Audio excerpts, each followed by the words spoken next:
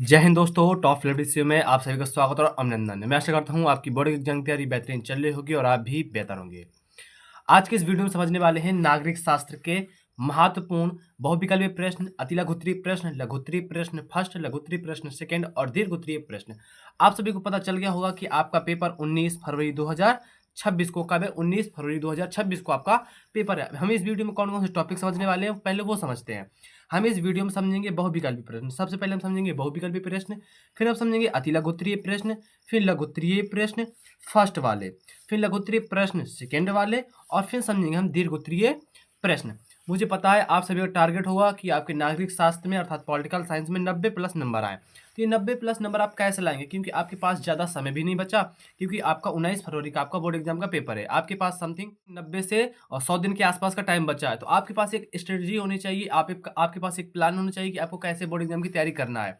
देखो हम इस वीडियो में देखो कैसे समझेंगे। पहले देखो हम बहुविकल्पीय प्रश्न समझेंगे, फिर अतिलघुत्तरीय, फिर लघुत्तरीय, फिर लघुत्तरीय सेकंड और लघुत्तरीय फर्स्ट, फिर दीर्घोत्तरीय प्रश्न।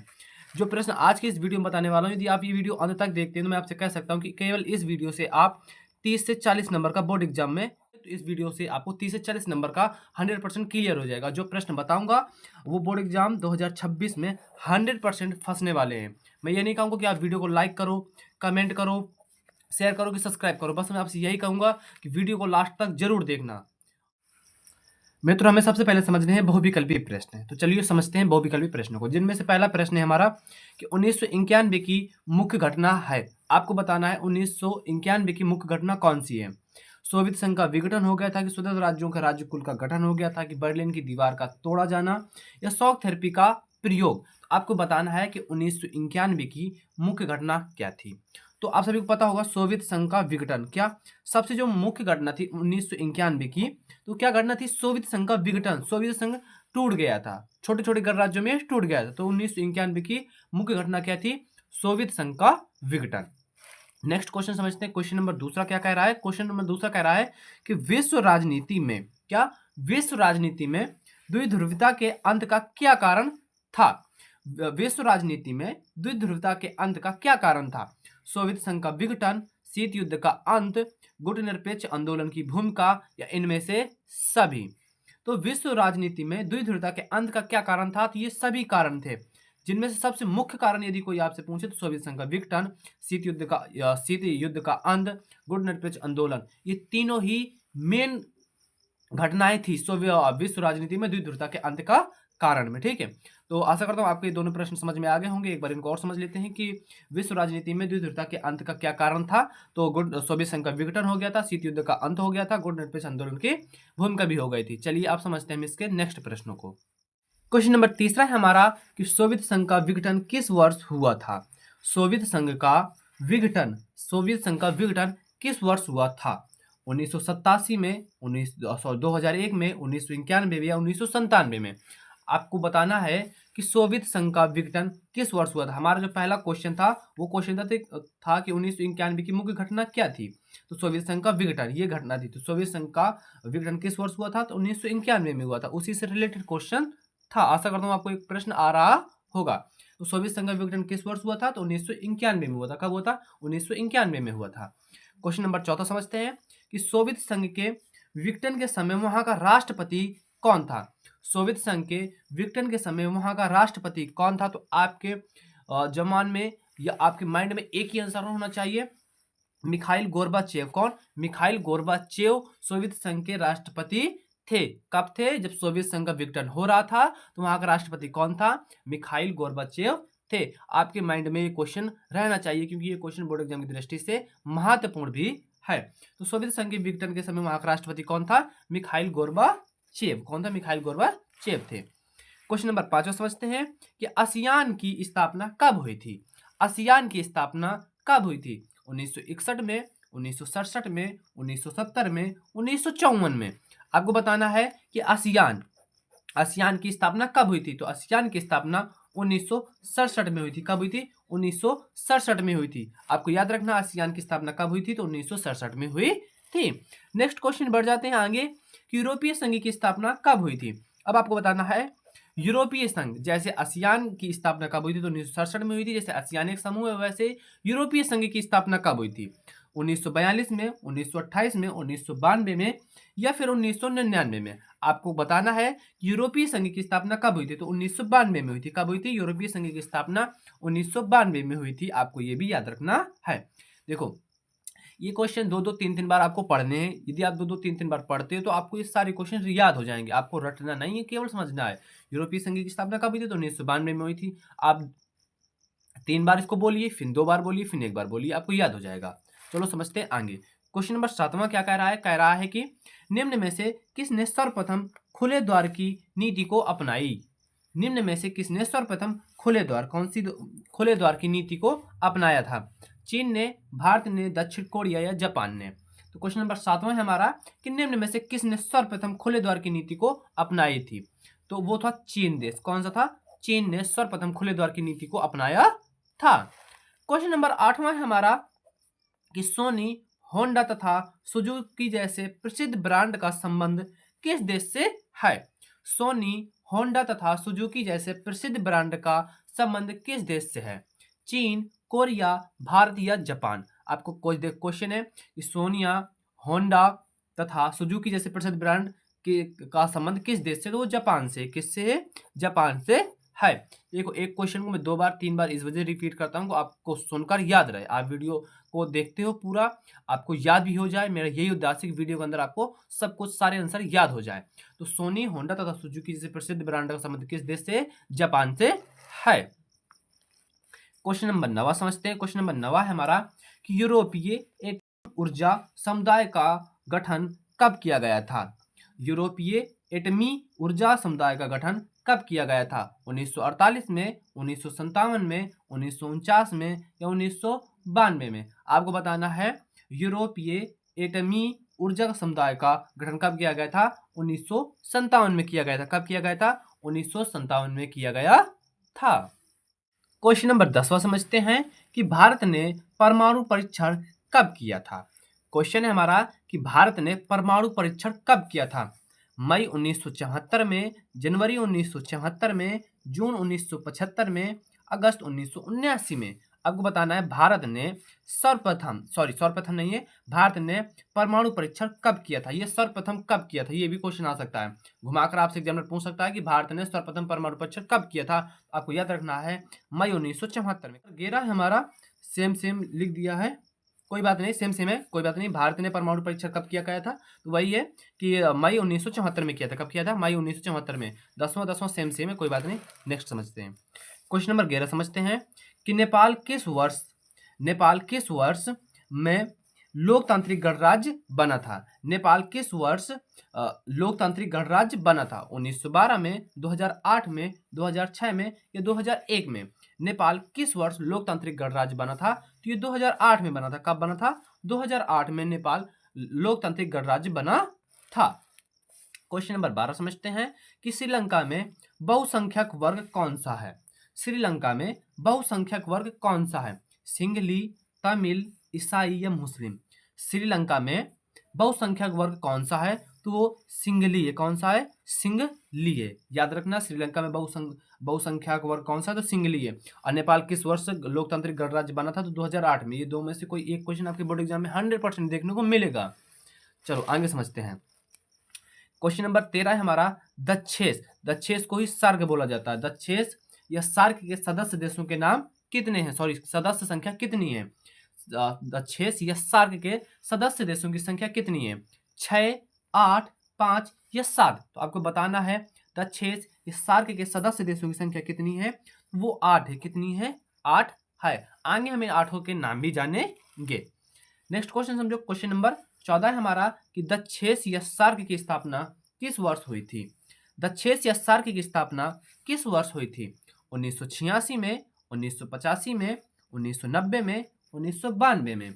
आपको बताना है कि दक्षेस या सार्क की स्थापना किस वर्ष हुई थी? ये 1985 में हुई थी। कब हुई थी? 1985 हमारा एकदम की सही आंसर है। क्वेश्चन नंबर 15 समझो कि एमनेस्टी इंटरनेशनल का संबंध किस विषय से है? एमनेस्टी इंटरनेशनल का संबंध किस विषय से है? पर्यावरण से है, आर्थिक सुधार से है, आतंकवाद निरोध से है या मानवाधिकार से है? तो एमनेस्टी इंटरनेशनल का संबंध है जो वो मानवाधिकार से, किससे है? मानवाधिकार से है। क्वेश्चन नंबर 15 है हमारा कि एमनेस्टी इंटरनेशनल का संबंध किस विषय से है? तो मानवाधिकार से है। किससे? मानवाधिकार से है। अब हम समझते हैं नेक्स्ट क्वेश्चन। क्वेश्चन नंबर 16 है हमारा कि संयुक्त राष्ट्र संघ के प्रथम एशियाई महासचिव थे। क्वेश्चन है हमारा कि संयुक्त राष्ट्र संघ के प्रथम एशियाई महासचिव थे। और इसी से संबंधित नेक्स्ट क्वेश्चन है हमारा कि संयुक्त राष्ट्र संघ के प्रथम महासचिव कौन थे? देखो ये दो क्वेश्चन सेम है। इसमें प्रथम एशियाई महासचिव पूछ रहा है, इसमें प्रथम महासचिव पूछ रहा है। ये दोनों क्वेश्चन में से कोई एक क्वेश्चन आपके बोर्ड एग्जाम में देखने को मिल सकता है, तो दोनों क्वेश्चन याद रखना है। तो संयुक्त राष्ट्र संघ के प्रथम एशियाई महासचिव यू थॉन्ट थे। कौन थे? यू थॉन्ट थे। ठीक है, यू थॉन्ट। संयुक्त राष्ट्र संघ के प्रथम एशियाई महासचिव कौन थे? तो यू थॉन्ट थे। और संयुक्त राष्ट्र संघ के प्रथम महासचिव कौन थे? तो ट्रैगवे ली थे। कौन थे? ट्रैगवे ली। ये दोनों क्वेश्चन याद रखना। एक बार और समझो कि संयुक्त राष्ट्र संघ के प्रथम एशियाई महासचिव कौन थे? यू थॉन्ट थे। कौन थे? यू थॉन्ट। और संयुक्त राष्ट्र संघ के प्रथम महासचिव कौन थे? तो ट्रैगवे ली। कौन से? ट्रैगवे ली थे। ठीक है, क्वेश्चन नंबर 18 समझते हैं कि निम्नलिखित देशों में से कौन एक सुरक्षा परिषद का स्थायी सदस्य नहीं है? स्थायी सदस्य नहीं है। निम्नलिखित देशों में से कौन एक सुरक्षा परिषद का स्थायी सदस्य नहीं है? संयुक्त राष्ट्र अमेरिका, रूस, चीन या भारत? तो देखो इस क्वेश्चन का सही आंसर है भारत। कौन है? भारत। जो देखो ये जो सुरक्षा परिषद है उसमें स्थायी सदस्य भारत नहीं है। कौन नहीं है? भारत नहीं है। और ये चारों में से, ये बात भी याद रखना क्योंकि इसमें लिखा निम्नलिखित देशों में से कौन सा एक सुरक्षा परिषद का स्थायी सदस्य नहीं है? तो भारत नहीं है। नेक्स्ट क्वेश्चन, क्वेश्चन नंबर 19 समझो कि संयुक्त राष्ट्र संघ का कौन सा अंग अब क्रियाशील नहीं रह गया है? संयुक्त राष्ट्र संघ का कौन सा अंग अब क्रियाशील नहीं रह गया है? सुरक्षा परिषद, अंतरराष्ट्रीय न्यायालय, न्यायिक परिषद या आर्थिक एवं सामाजिक परिषद? तो जो संयुक्त राष्ट्र संघ का अब जो कौन सा अंग है जो अब क्रियाशील नहीं रह गया है वो है न्यायिक परिषद। कौन सा है? न्यायिक परिषद है। ये अब सुरक्षा संयुक्त राष्ट्र संघ का अंग है जो ये क्रियाशील नहीं रह गया है। कौन सा नहीं रह गया? न्यायिक परिषद नहीं रह गया है। नेक्स्ट क्वेश्चन समझते हैं, क्वेश्चन नंबर 20वां समझते हैं कि नाटो एक संगठन है। नाटो एक संगठन है, व्यापारिक संगठन है, सैन्य संगठन है, कृषि पारक संगठन है या इनमें से कोई नहीं है? तो नाटो एक कैसा संगठन है? एक सैन्य संगठन है। कैसा है? नाटो एक संगठन है, कैसा संगठन है? तो सैन्य संगठन है। क्वेश्चन नंबर समझते हैं 21 क्योंकि जैविक हथियार संधि पर हस्ताक्षर किस वर्ष हुआ या हुई? जैविक हथियार संधि पर हस्ताक्षर किस वर्ष हुए? 1970 में, 1972 में, 1990 में, 1992 में? आपको बताना है जैविक हथियार संधि पर हस्ताक्षर किस वर्ष हुए थे? तो ये हुए थे 1972 में। कब हुए थे? 1972 इज द राइट आंसर हमारा है। क्वेश्चन नंबर 22 समझते हैं। क्वेश्चन नंबर 22 हमारा परमाणु अप्रसार संधि एनपीटी पर कब हस्ताक्षर हुआ था? परमाणु अप्रसार संधि एनपीटी पर कब हस्ताक्षर हुआ था? 1963, 1965, 1966 या 1968? देखो परमाणु अप्रसार संधि एनपीटी पर हस्ताक्षर 1968 में हुए थे। कब हुए थे? 1968 इज द राइट आंसर। अब हम समझते हैं इसके नेक्स्ट प्रश्नों को। क्वेश्चन नंबर 23 समझते हैं कि अंतरराष्ट्रीय परमाणु ऊर्जा एजेंसी IAIS की स्थापना हुई।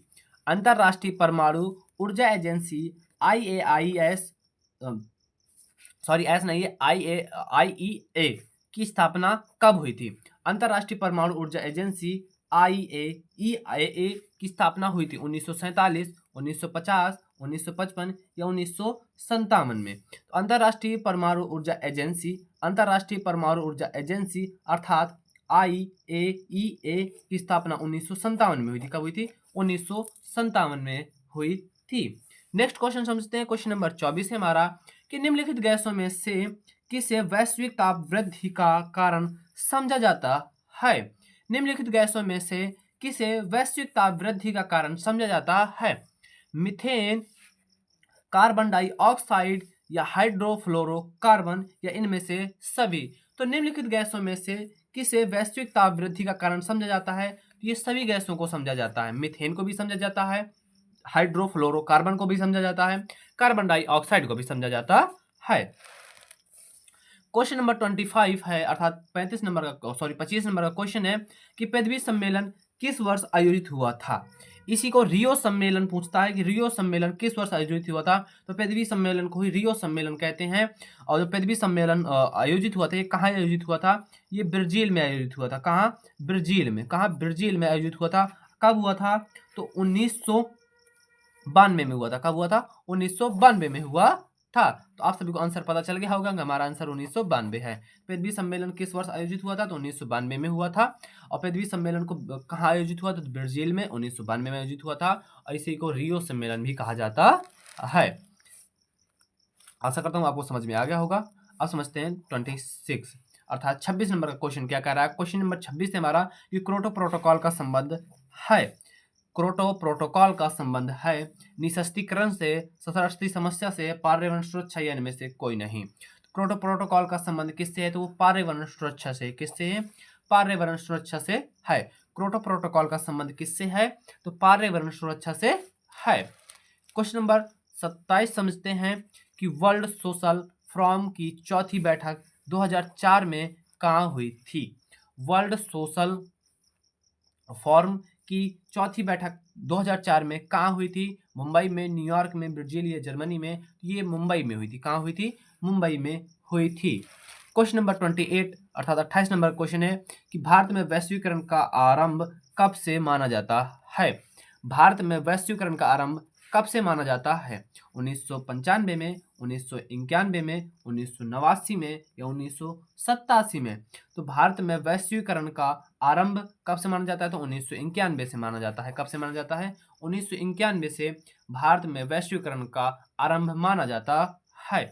क्वेश्चन नंबर 29 समझो कि राज्य पुनर्गठन आयोग का गठन कब किया गया था? राज्य पुनर्गठन आयोग का गठन किस वर्ष किया गया था या कब किया गया था? 1950, 1951, 1952, 1953। तो राज्य पुनर्गठन आयोग का गठन कब किया गया था? तो ये 1951 में किया, सॉरी 1953 में किया गया था। कब किया गया था? 1953 में किया गया था। राज्य पुनर्गठन आयोग का गठन कब किया गया था? तो 1953 में किया गया था। आप इसका याद रखना। आंसर क्वेश्चन नंबर 30 समझे कि राज्य पुनर्गठन कानून कब लागू किया गया था? ये कानून है, राज्य पुनर्गठन कानून कब लागू किया गया था? 1951, 1952, 1956 या 1960? आपको इसका आंसर देना है कमेंट बॉक्स में। किस में देना है? कमेंट बॉक्स में। ये थे हमारे 30 महत्वपूर्ण बहुविकल्पीय प्रश्न। अब हम समझते हैं इसके आगे के प्रश्नों को।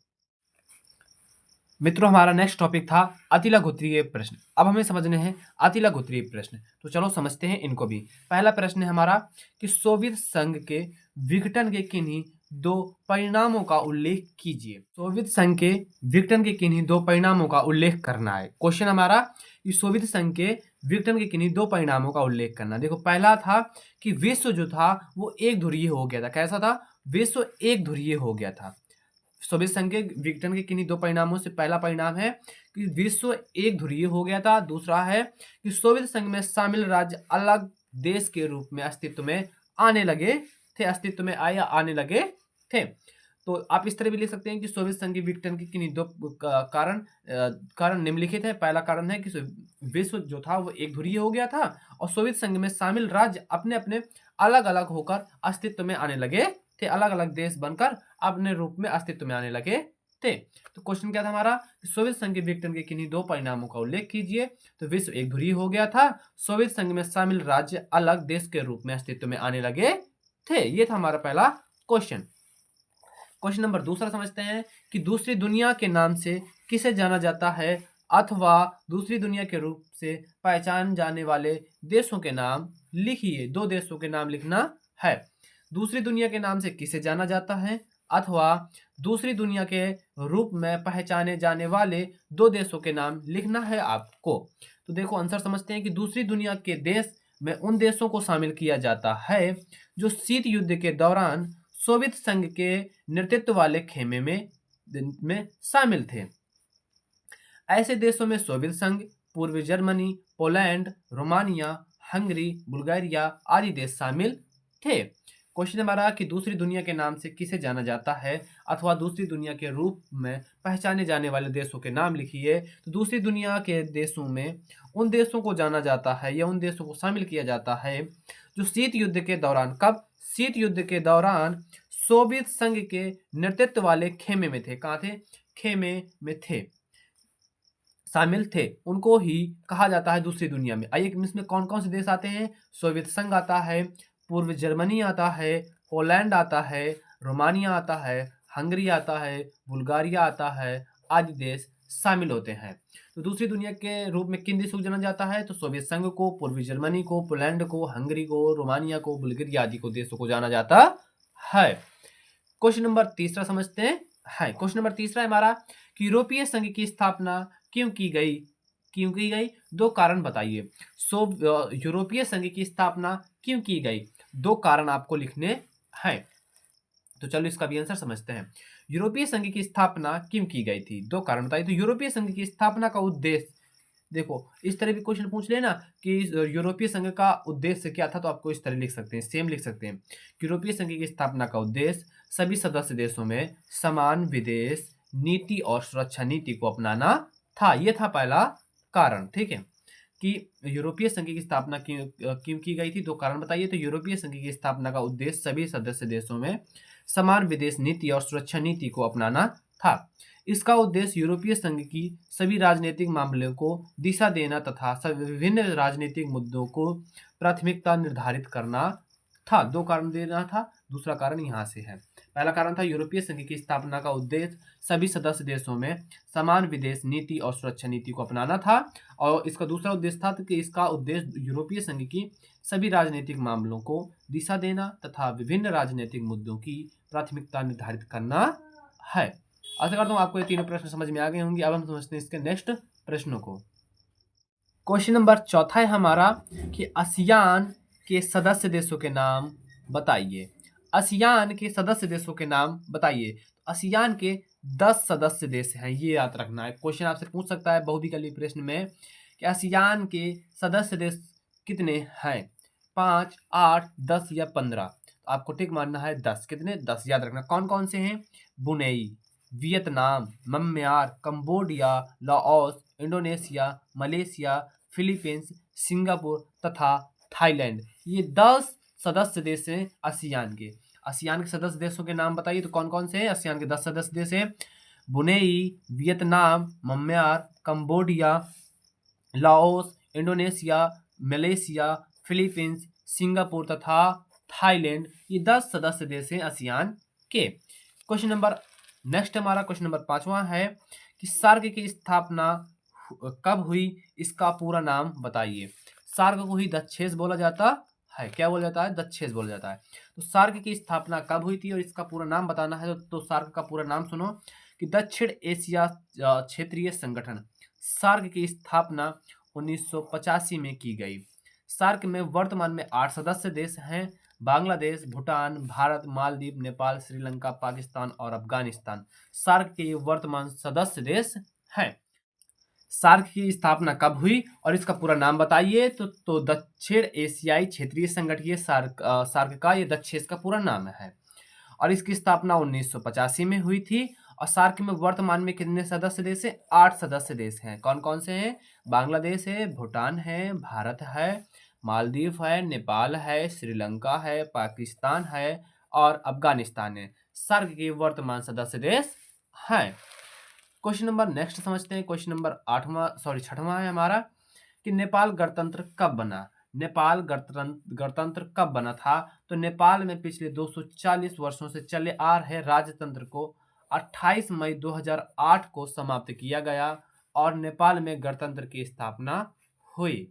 क्वेश्चन नंबर 6वां है हमारा कि नेपाल गणतंत्र कब बना? नेपाल में पिछले देखो इसका आंसर समझ लो कि देखो बहुविकल्पी प्रश्न में तो आपको मैंने बता ही दिया था नेपाल गणतंत्र कब बना था। 2008 को बना था। ये इसी को कभी कभी लघुत्तरी प्रश्न में लघुत्तरी या अति लघुत्तरी प्रश्न में पूछ लेता है। ये देखो लघुत्तरी में भी पूछता है, अति लघुत्तरी में भी पूछ लेता है और कभी कभी यही प्रश्न दीर्घ उत्तरीय प्रश्न में भी पूछ लेता है। तो आपको याद रखना है कि नेपाल में पिछले 240 वर्षों में चले आ रहे राजतंत्र को 28 मई 2008 को समाप्त किया गया था और नेपाल में गणतंत्र की स्थापना की गई थी। क्वेश्चन नंबर 7वां समझते हैं। क्वेश्चन नंबर 7वां है, दक्षिण एशिया के किन्हीं दो देशों के नाम बताइए।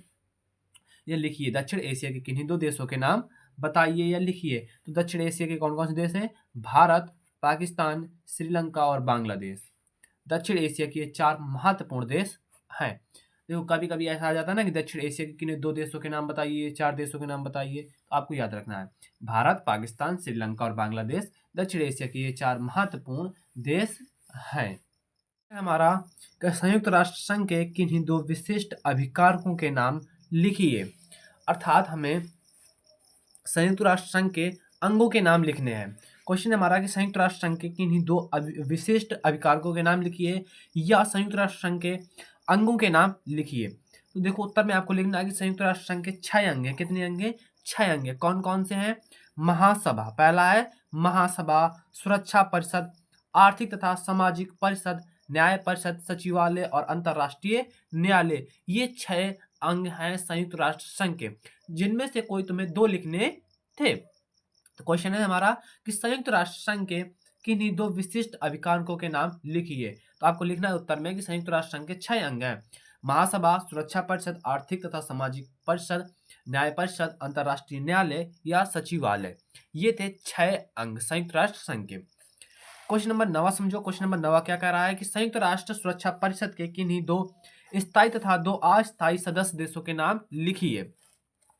संयुक्त राष्ट्र संघ के संयुक्त सुरक्षा परिषद, संयुक्त राष्ट्र सुरक्षा परिषद के 2 स्थायी सदस्य और 2 अस्थायी सदस्य देशों के नाम लिखना है, जिनमें से ब्रिटेन और फ्रांस ये संयुक्त राष्ट्र सुरक्षा परिषद के 2 स्थायी सदस्य देश हैं और जापान तथा माल्टा 2 अस्थायी सदस्य देश हैं। संयुक्त राष्ट्र सुरक्षा परिषद के किन्हीं दो स्थायी तथा 2 अस्थायी देशों में तो ब्रिटेन और फ्रांस ये सुरक्षा परिषद के स्थायी सदस्य देश हैं और जापान तथा माल्टा ये 2 अस्थायी सदस्य देश हैं। क्वेश्चन नंबर 10वां समझते हैं कि अंतरराष्ट्रीय स्तर पर काम करने वाली के किन्हीं दो गैर सरकारी संगठनों के नाम लिखिए। अंतरराष्ट्रीय स्तर पर काम करने वाले किन्हीं 2 गैर सरकारी संगठनों के नाम लिखिए। तो पहला है यूनेस्को, दूसरा है यूनिसेफ। पहला है यूनेस्को, दूसरा यूनिसेफ।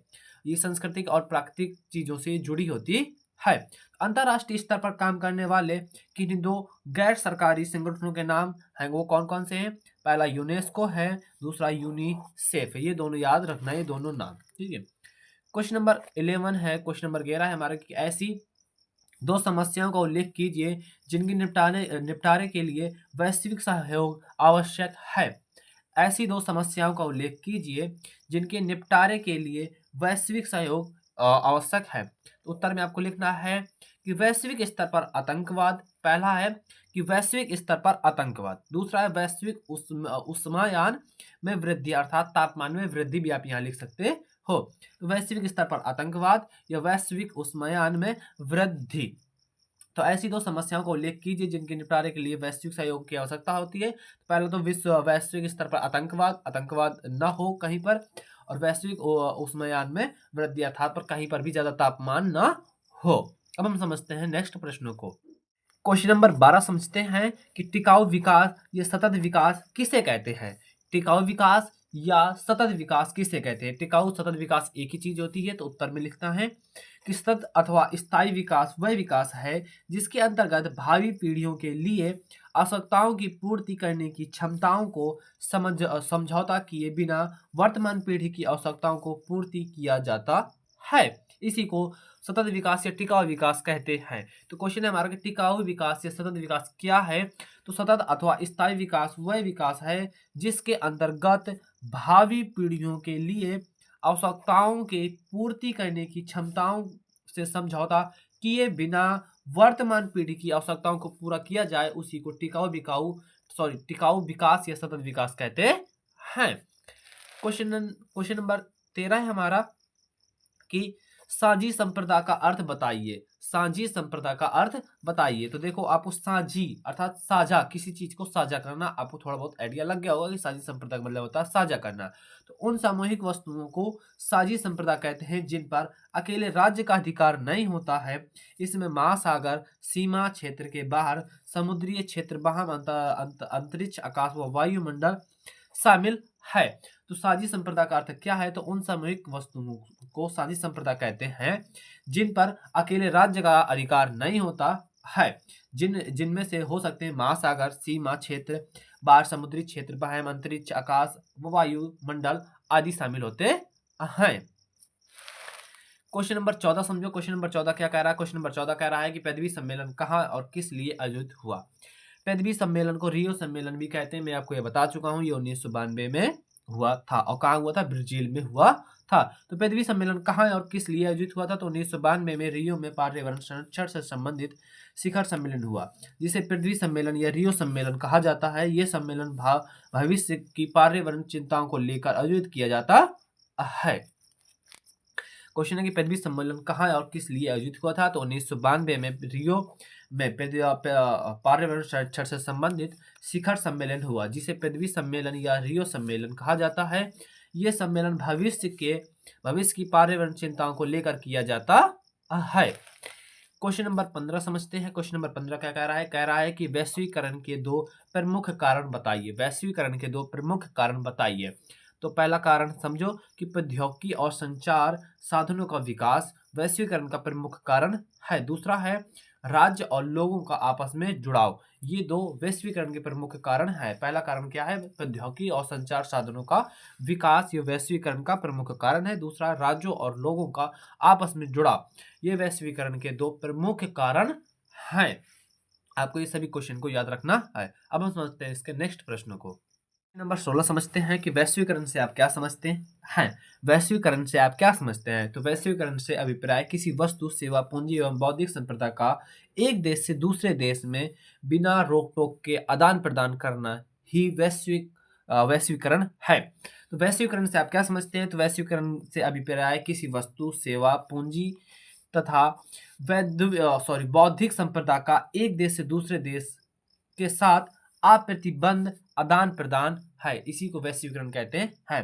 एक बार और समझते हैं, वैश्वीकरण से आप क्या समझते हैं? तो वैश्वीकरण से हम क्या समझेंगे? तो वैश्वीकरण से यही समझेंगे, यही हमारा अभिप्राय होगा कि कोई वस्तु है, सेवा है, पूंजी है, बौद्धिक संपदा है का एक देश से दूसरे देश में बिना रोक टोक के अर्थात अप्रतिबंध के आदान प्रदान किया जाए, उसी को वैश्वीकरण कहते हैं। क्वेश्चन नंबर 17 समझते हैं कि भारत में रियासतों के एकीकरण के में किसकी प्रमुख भूमिका थी? भारत में रियासतों के एकीकरण में प्रमुख भूमिका किसकी थी? तो आपको लिखना है भारत में रियासतों के एकीकरण में सरदार वल्लभ भाई पटेल की प्रमुख भूमिका थी। भारत में रियासतों के एकीकरण में किसकी प्रमुख भूमिका थी? तो भारत में रियासतों के एकीकरण में सरदार वल्लभ भाई पटेल की प्रमुख भूमिका थी। जो सरदार वल्लभ भाई पटेल जी को अर्थात वल्लभ भाई पटेल जी को जो सरदार की उपाधि मिली थी, वो बारदोली की महिलाओं ने दी थी। ये भी आपको याद रखना है। बहुविकल्पी प्रश्न आपसे बन सकता है कि सरदार वल्लभ भाई पटेल को सरदार की उपाधि किसने प्रदान की थी? उसमें 4 विकल्प हो सकते हैं। एक विकल्प होगा बारदोली की महिलाओं ने, तो आपको आंसर होगा बारदोली की महिलाओं ने वल्लभ भाई पटेल जी को सरदार वल्लभ भाई पटेल की उपाधि दी थी, सरदार की उपाधि दी थी। क्वेश्चन नंबर 18 समझो कि स्वतंत्रता के बाद भारत के सामने दो प्रमुख चुनौतियां कौन सी थी? स्वतंत्रता के बाद भारत के सामने दो प्रमुख चुनौतियां कौन कौन सी थी? तो पहला था देशी रियासतों को एक करना। हैदराबाद और जूनागढ़ रियासतें थी, मणिपुर रियासत थी, ये भारत के अंदर शामिल नहीं हो रहे थे। ये कह रहे थे हम एक अलग देश बनाएंगे।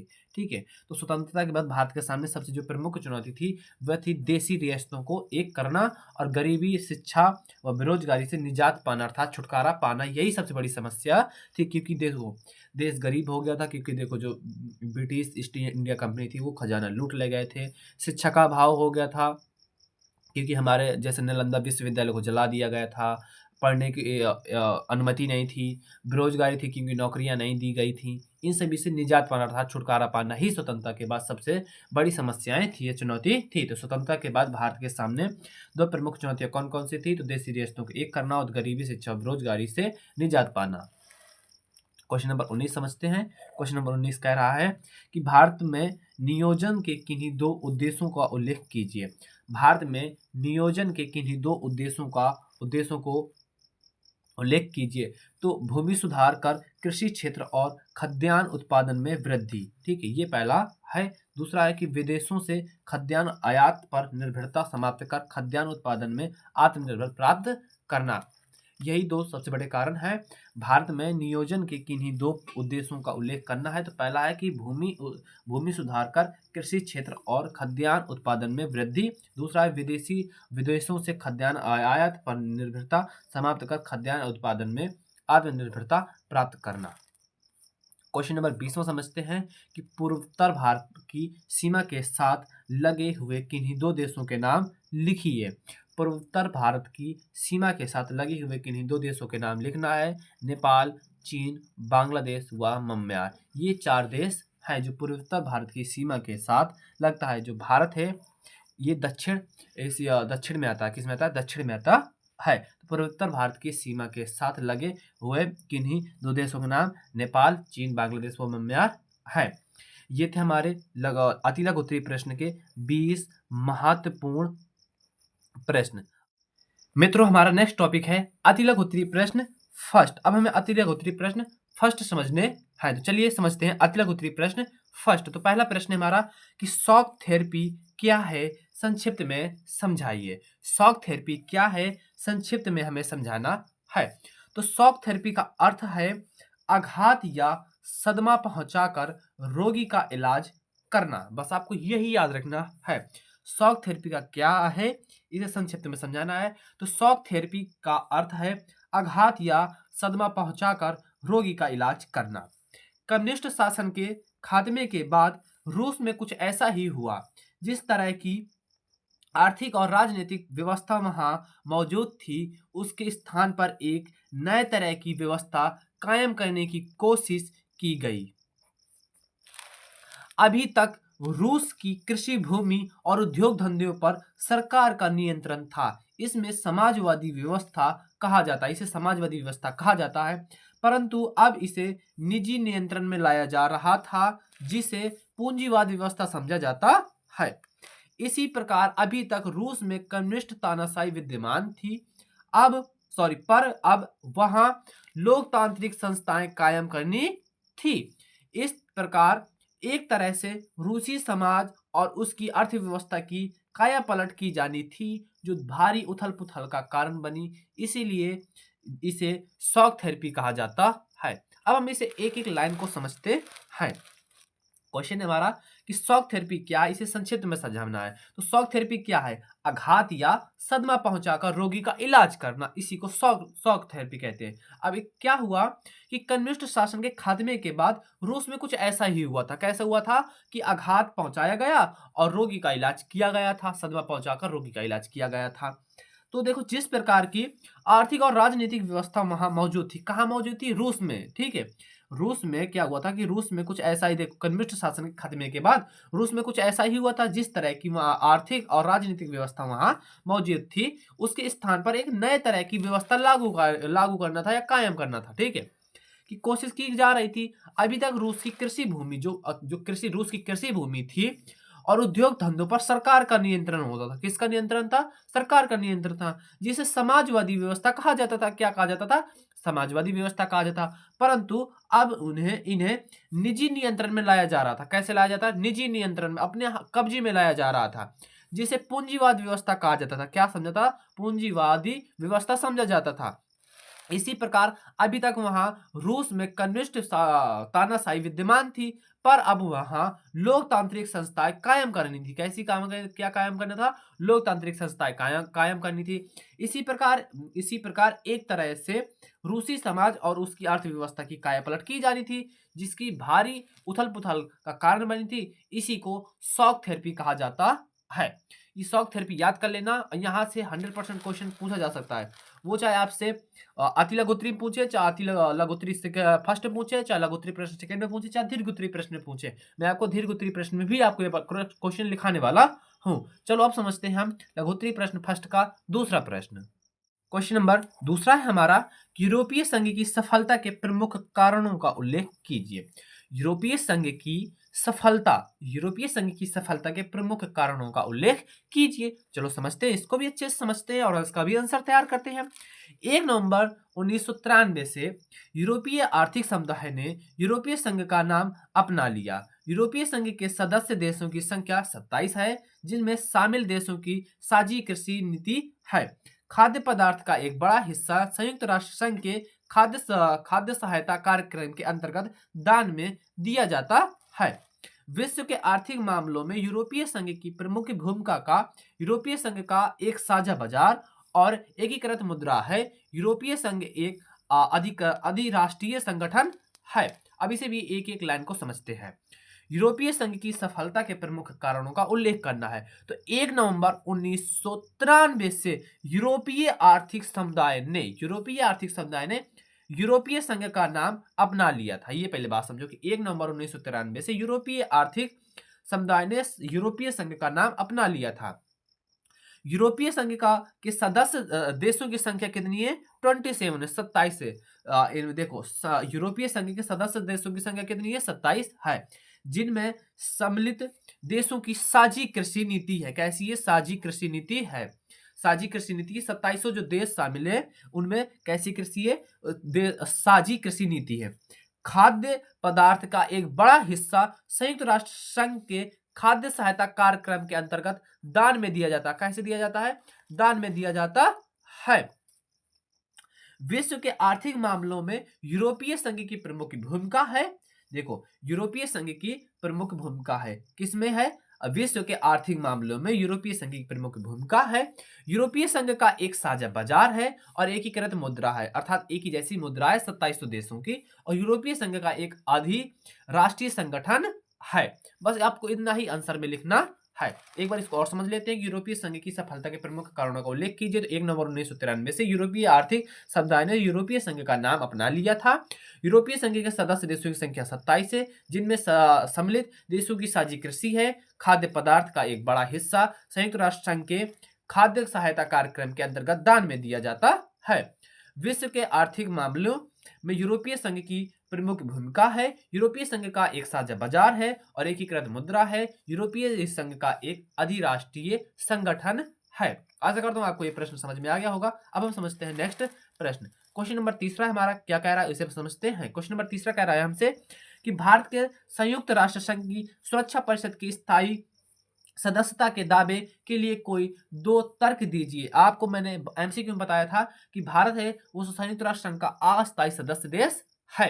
तो भारत के संयुक्त राष्ट्र संघ की सुरक्षा परिषद की स्थायी सदस्यता के लिए दावे के लिए कोई 2 तर्क देना है कि भारत को सुरक्षा परिषद का स्थायी सदस्य बनाया जाए। पर भारत अस्थायी सदस्य है, स्थायी सदस्य नहीं है, तो वो भारत नहीं है। तो आंसर में देखो क्या लिखना है कि भारत को संयुक्त राष्ट्र संघ की सुरक्षा परिषद का स्थायी सदस्य इसलिए मिलनी चाहिए क्योंकि भारत विश्व का सबसे बड़ा लोकतांत्रिक देश है। भारत में कुल जनसंख्या का 1/5 भाग निवास करता है। देखो, भारत में कुल जनसंख्या का 1/5 भाग निवास करता है। भारत ने संयुक्त संघ की सभी अंगों में दी गई अपनी भूमिका को प्रभावशाली ढंग से निभाया है। इस वजह से भारत को संयुक्त राष्ट्र संघ की सुरक्षा परिषद की स्थायी सदस्यता मिलना चाहिए। जो दो तर्क देना था, तो आप दे सकते हो कि भारत को संयुक्त राष्ट्र संघ की सुरक्षा परिषद की स्थायी सदस्यता इसलिए मिलनी चाहिए क्योंकि भारत विश्व का सबसे बड़ा लोकतांत्रिक देश है। कैसा देश है? लोकतांत्रिक देश है। आपसे क्वेश्चन पूछ ले कि विश्व का सबसे बड़ा लोकतांत्रिक देश कौन सा है, तो वो भारत है। भारत में कुल जनसंख्या का 1/5 भाग निवास करता है।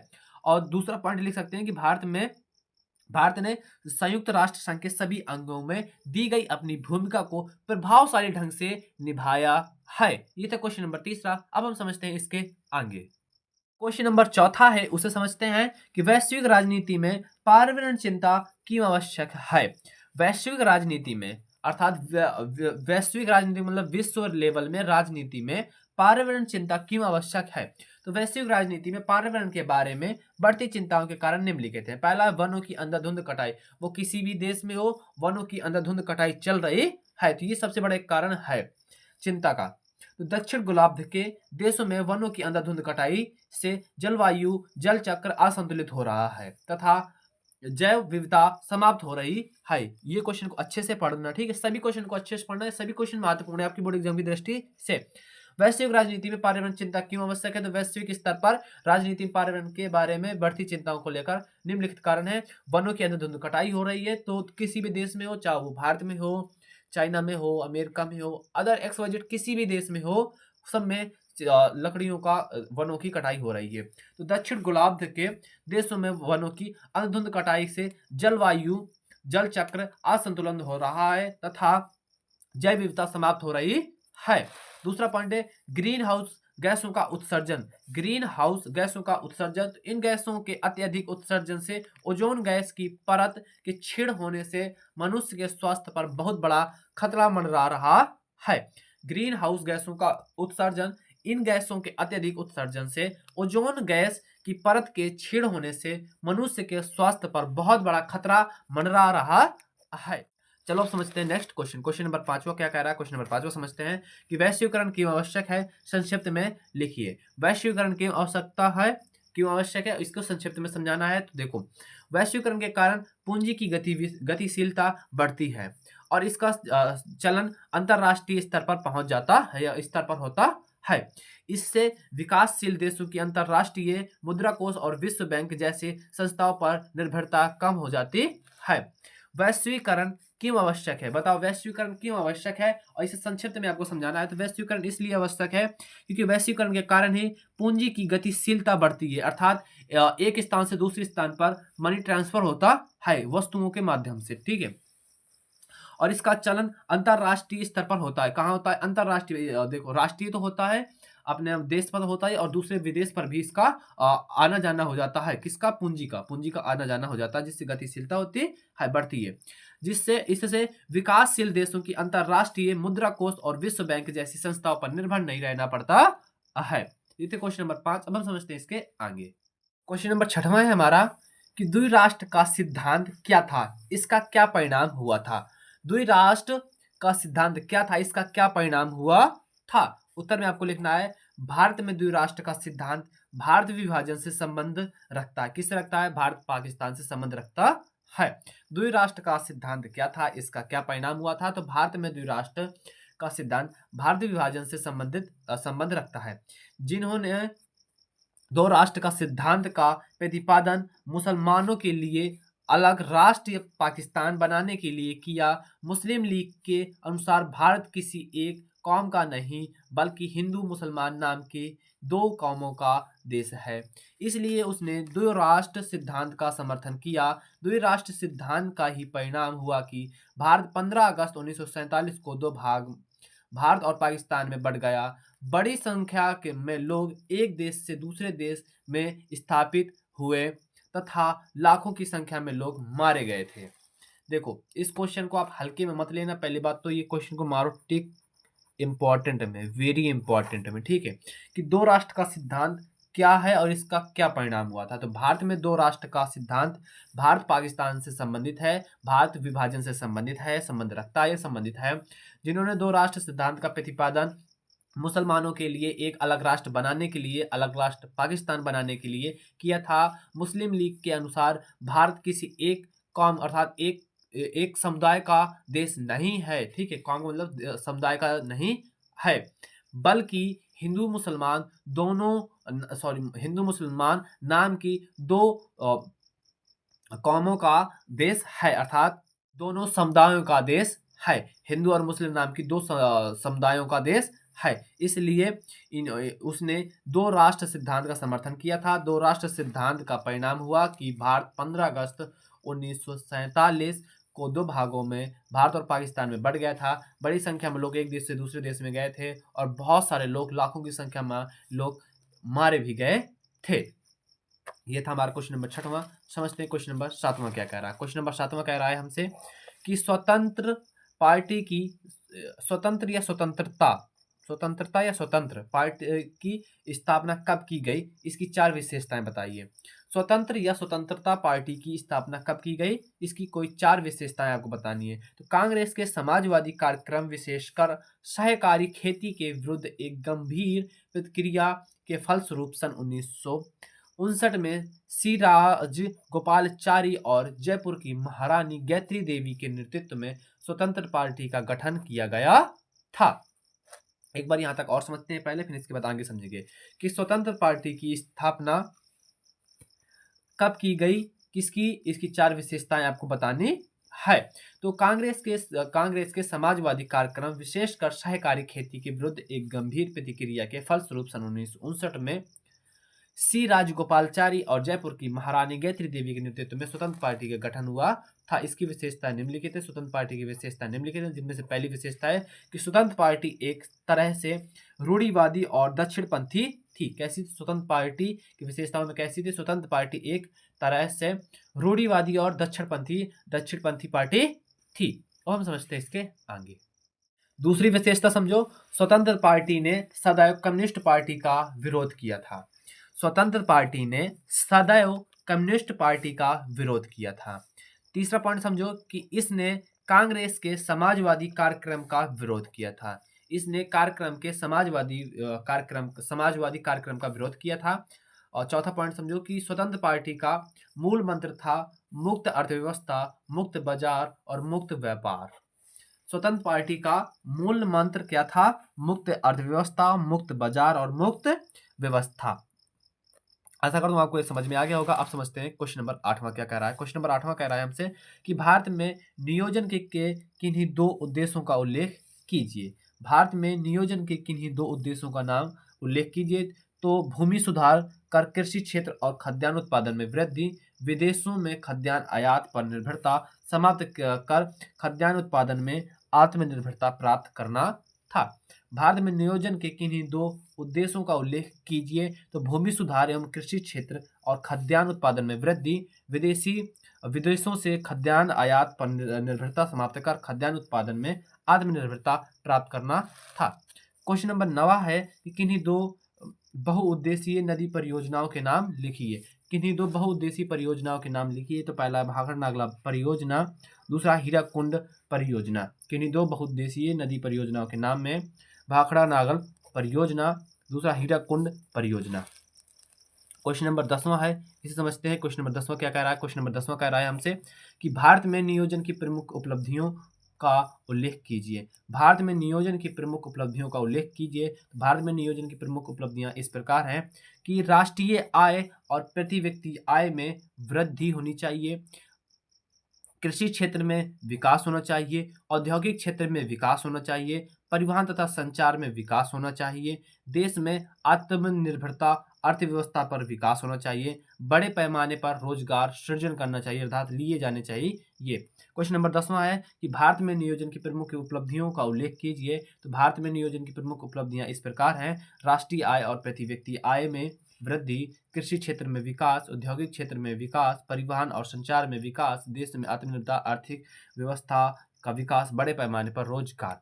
ये थे हमारे 10 महत्वपूर्ण लघु उत्तरीय प्रश्न फर्स्ट।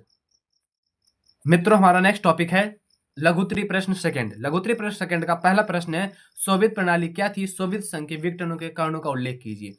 ये मैं केवल प्रश्न आपको बताने वाला हूं, इसके आंसर मैं आपको नेक्स्ट वीडियो में बताऊंगा, क्योंकि यदि आंसर बताने को बैठा, क्योंकि 17-18 प्रश्न आपको बता दूंगा इस वीडियो में, यदि आपको आंसर भी लेकर आऊंगा, एक आंसर 1.5 पेज का होगा, क्योंकि ये लघु उत्तरीय प्रश्न जो सेकंड होते हैं, ये लघु उत्तरीय प्रश्न फर्स्ट से बड़े होते हैं, और ये आपके बोर्ड एग्जाम में 4 प्रश्न पूछेगा, ठीक है। और पर प्रश्न 6 नंबर का जहां तक होगा, तो 24 से 25 नंबर के आपके पूछे जाने हैं।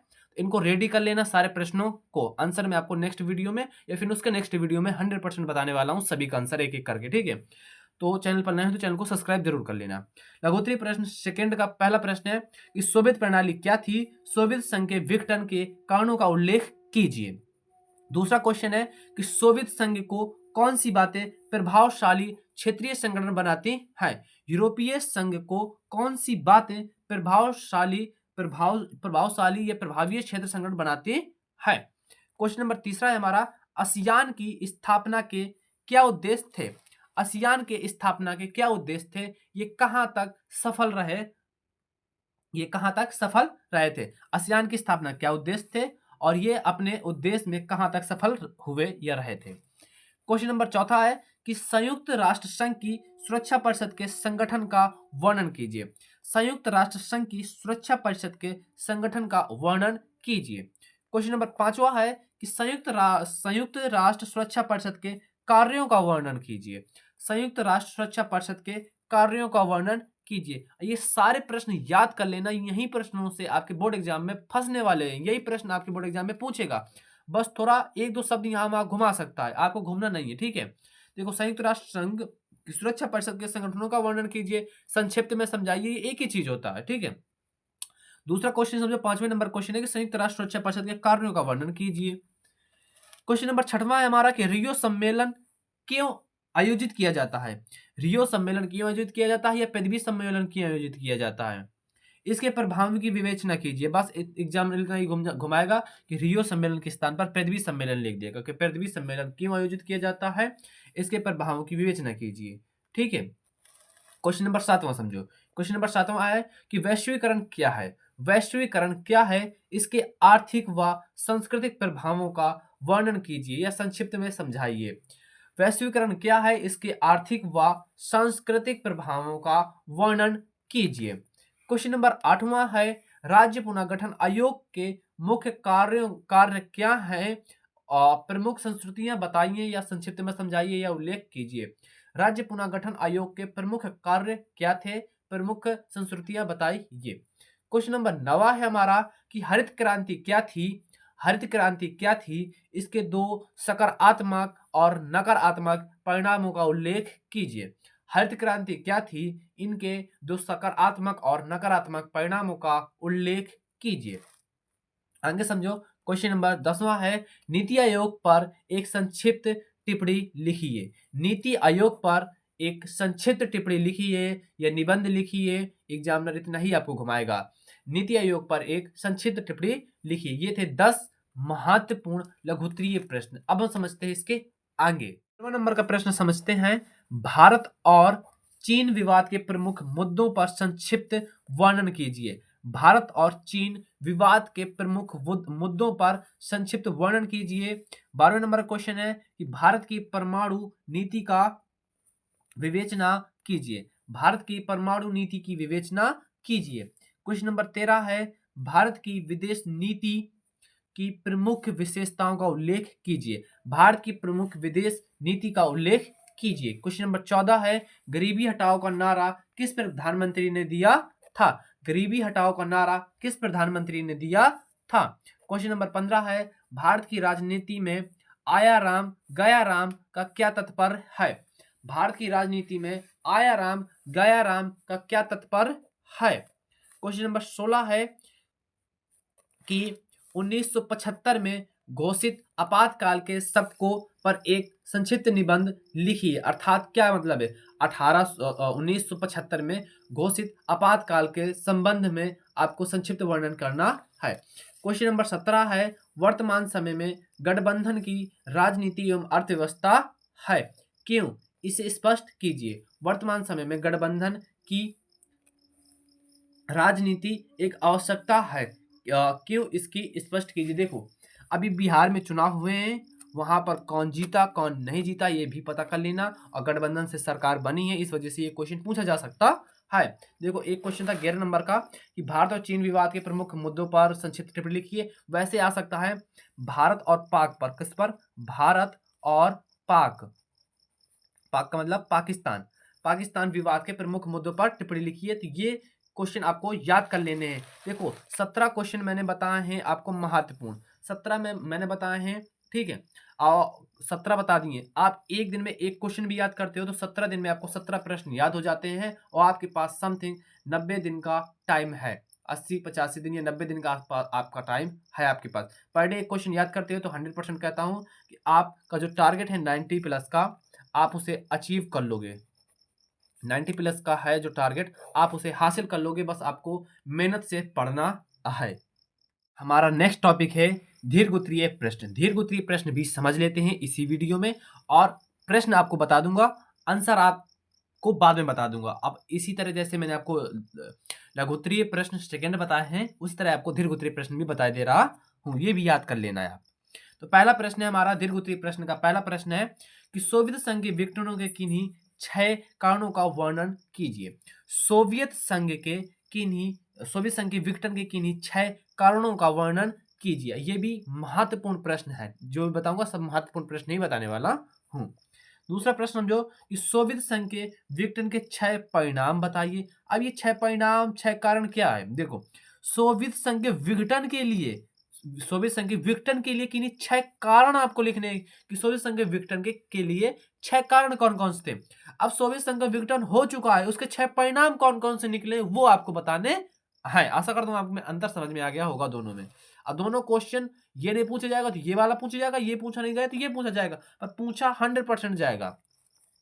क्वेश्चन नंबर 3 समझो कि शॉक थेरेपी क्या है, इसके परिणामों का उल्लेख कीजिए। शॉक थेरेपी क्या है, इसके परिणामों का उल्लेख कीजिए।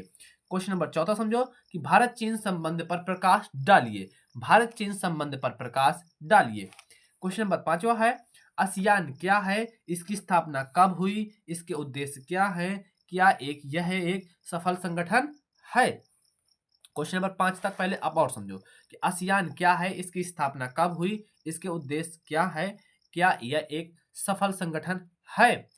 पहला क्वेश्चन था कि सोवियत संघ के विघटन के किन्हीं 6 कारणों का वर्णन कीजिए।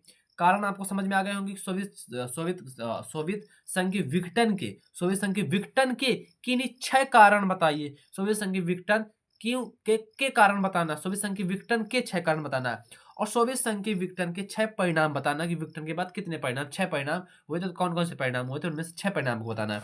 शॉक थेरेपी मैंने आपको पढ़ा चुका हूँ। शॉक थेरेपी के बाद शॉक थेरेपी में आपको कोई भी कंफ्यूजन नहीं होना चाहिए। शॉक थेरेपी को अच्छे से 2 से 3 बार पढ़ लेना, ये याद हो जाएगा। भारत चीन संबंध पर प्रकाश डालिए, मैंने आपको लघुत्तरी प्रश्न सेकंड में भी लिखवा दिया है। भारत और चीन में विवाद के प्रमुख मुद्दों पर संक्षिप्त वर्णन कीजिए। ये भारत चीन संबंध पर प्रकाश डालिए, ये पूछा जाता है भाई। और भारत पाकिस्तान पर भी पूछा जाता है, ठीक है।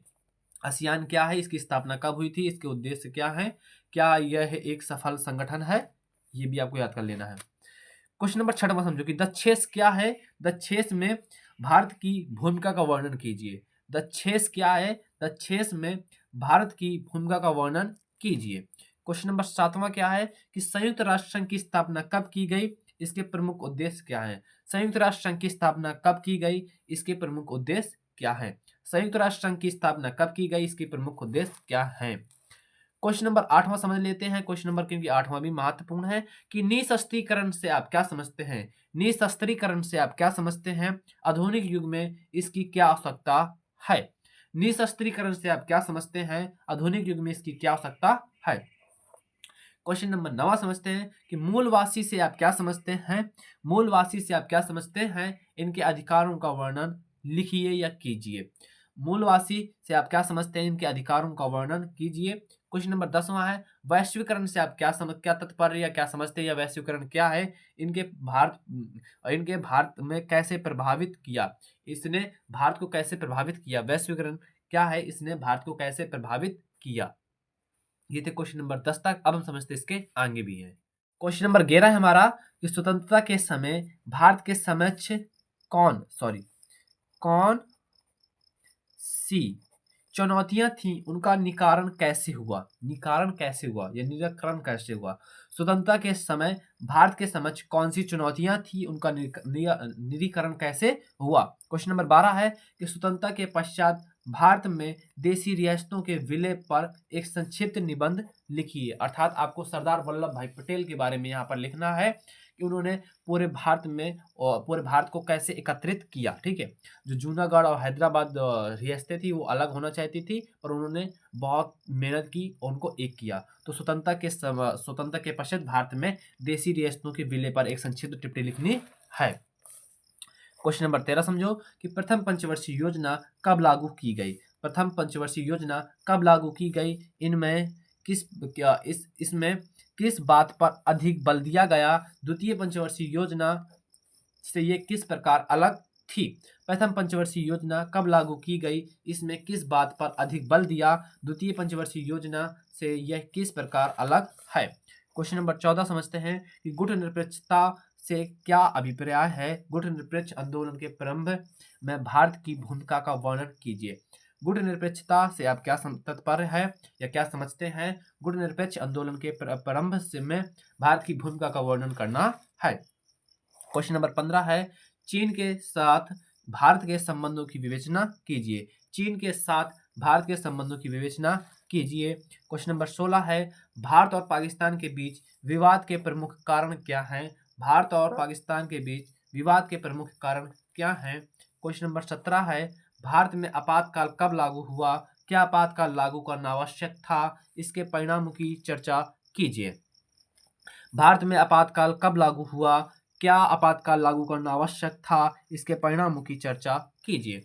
क्वेश्चन नंबर 18 है कि जम्मू कश्मीर समस्या एक इसके समस्या एवं समाधान पर एक निबंध लिखिए। जम्मू कश्मीर की समस्याएं और समाधान पर एक निबंध लिखना है। क्वेश्चन नंबर 19 है, भारत में गठबंधन सरकार पर एक निबंध लिखना है। भारत में गठबंधन सरकार पर एक निबंध लिखना है। ये थे हमारे 19 महत्वपूर्ण दीर्घोत्तरीय प्रश्न। यदि आप ये 19 दीर्घोत्तरीय प्रश्न पढ़ लेते हो तो मैं 100% आपसे कह सकता हूँ कि आप जो भी प्रश्न आएंगे बोर्ड एग्जाम में आप ठोक कर आओगे कि नहीं, क्योंकि इन्हीं में से कोई प्रश्न आपको देखने को मिलेगा। क्योंकि देखो 7 सेट बनते हैं, क्या पता चला कोई पहले सेट में ये पूछ ले, दूसरे सेट में ये वाला पूछ ले, चौथे में ये पूछ ले, पता चले 7वें में ये पूछ ले, तीसरे में ये पूछ ले, दूसरे में ये पूछ ले। तो इन्हीं में से कोई एक प्रश्न, ये 2 प्रश्न आपसे बोर्ड एग्जाम में जो पूछेंगे इन्हीं में से कोई पूछ लेंगे। मित्रों, ये वीडियो यहीं पर समाप्त होता है। मैं आशा करता हूँ आपको यह वीडियो अच्छा लगा होगा। यदि अच्छा लगा हो तो कमेंट में बताना कि आपको नेक्स्ट वीडियो किस टॉपिक पर चाहिए और आपका कौन सा सब्जेक्ट सबसे वीक है, आप बताना जरूर। यदि आप यहाँ तक आ ही गए हो तो आप चैनल को सब्सक्राइब कर लो, वीडियो को लाइक कर दो, अपने दोस्तों में शेयर कर देना, क्योंकि आपके अपने साथ साथ दोस्तों का भी भला करना आपका काम है। यदि आपका भी सपना है 90+ नंबर लाने का तो इस चैनल को सब्सक्राइब जरूर कर लेना। अब हम मिलेंगे नेक्स्ट वीडियो में, जब तक के लिए जय हिंद, जय भारत।